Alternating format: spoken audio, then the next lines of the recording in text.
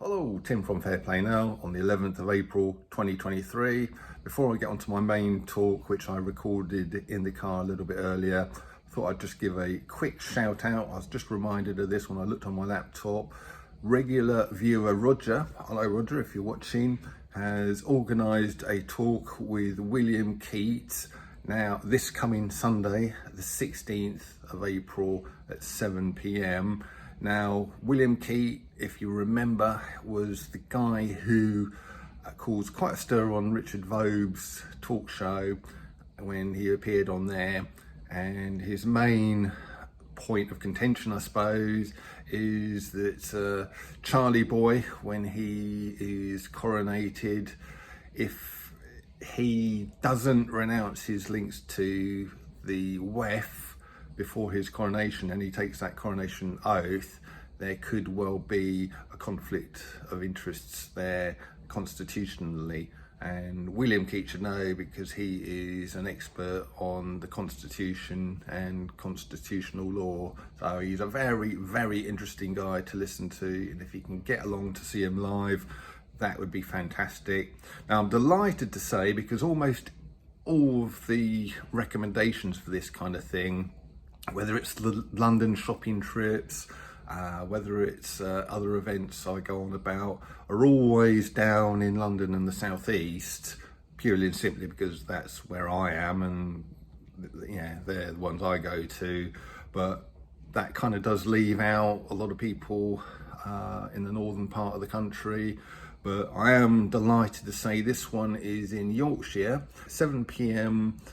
this coming Sunday, the 16th of April. The place is the Old Red House Inn, which is Thirsk. Postcode is Yankee Oscar 7 4 Lima Tango, and he'll be giving a talk, William Keat. Then there'll be a Q&A. Admission is free, which is even better. It does say you have to book a place, which I'll leave the email, well, it'll appear below me here, and also I'll leave it in the description box below, so you can just click on it and go. And that's Roger's email address, so just email him, say you want to come, and I'm sure you'll be very welcome. So just thought I'd give that a shout out. Now let's get on to the main talk. Hello, Tim from Fair Play Now on the 11th of April 2023. Hope you had a good Easter. We had one that was pretty good, and the weather wasn't too bad, to be fair. 3 out of the 4 days were really nice. Yesterday not quite so good, but 3 out of 4 is pretty good going for Easter in this part of the world, so can't grumble at that. Got quite a lot of my chores done as well, so even better. So back at it now to work and all of the rest of it, and just out and about. And I don't know if you've noticed this is just a bit of an aside really. You know how when you're at a traffic light, this is obviously in the UK, but when you get to a traffic light, you've got the solid white line where you're supposed to stop at, you know, the stop line. And I was always taught that you should get the nose of your vehicle up, you know, your front bumper up as close as possible to that line, obviously without going over it. So I always kind of aim to get it within a foot or two away from the line. And that's what everybody else used to do as well. That's how we were taught. But what I started noticing maybe 12, maybe 15 years ago, is people would stop a good 6, 8, even 10 foot back from the stop line at a traffic light. And when I first started noticing it, I was like, what are you doing? Can you not see where the stop line is? It's sort of up there, you need to get a bit closer to it. And didn't really know what was going on. And then I started seeing more and more people doing it. And these days it's quite common to see people not going right up to the stop line, but stopping, as I say, good 8 foot back. Then I sort of thought, well, are they teaching people to do that for whatever reason? Obviously, I know you're not supposed to go into the bike bits where you've got the bike section on a traffic light, but I'm talking about normal traffic lights where you've just got the sort of stop line. I saw a learner next to me at a light just now, and they were sort of 6 to 8 foot back from the stop line. And although the instructor was next to her sort of telling her stuff, he obviously wasn't saying, look, you need to move up a bit close to the stop line because you're too far back here. So maybe they are teaching people to do that. Maybe it is to allow room for bikes to go in front of you. I don't know what it is, or if that's a thing, but if you've noticed that, leave a comment in the section below. If you're a driving instructor, we know a driving instructor, maybe you could sort of tell me what the reason for this is. But yeah, just a strange one really, bit of an observation there for you.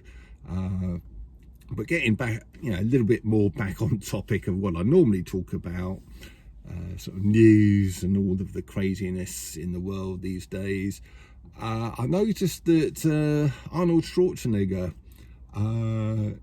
over this long weekend has basically issued an apology for his disgraceful behaviour during the height of the lurgy. He was one of many kind of celebrities who were sort of coming out with stupid things really. And you might remember the footage of him. He was on some kind of Zoom call with some other people, and he was talking about, oh yeah, people need to sort of put their muzzles on, they need to stay at home, they need to get the big V, etc. And you get these people who sort of say, well, that kind of infringes on freedoms, and then he just went, screw your freedom. Trying to do my sort of bad Arnie impersonation there, but that's basically what he said. Screw your freedoms. Yeah, right. Those would be the same freedoms that so many people fought and died for to get for you, and now you're saying screw your freedoms. How utterly ridiculous. But that was a couple of years ago, and just recently he has issued an apology for that, of sorts, saying that it wasn't the best thing he's ever said, the most considered thing he's ever said. And yeah, it's been met basically, well, the response to his apology has basically been, screw your apology. That is what everybody who I've seen has kind of replied back to Arnold Schwarzenegger. So I don't know really. Should we still be angry at these people, or should we forgive them for what they've done?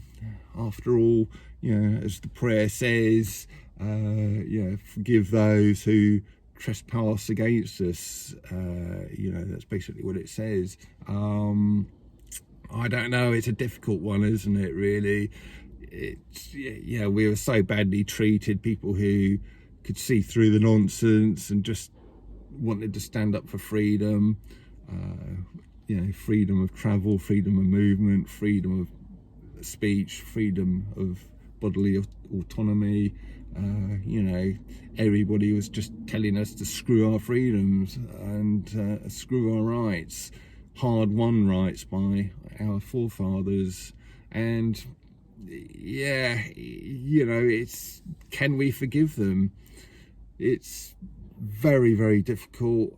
I don't know what you think. I'm very much in two minds. I'm still very angry about these people and what they did, but can you keep on being angry with people forever? Is that even healthy to be like that forever?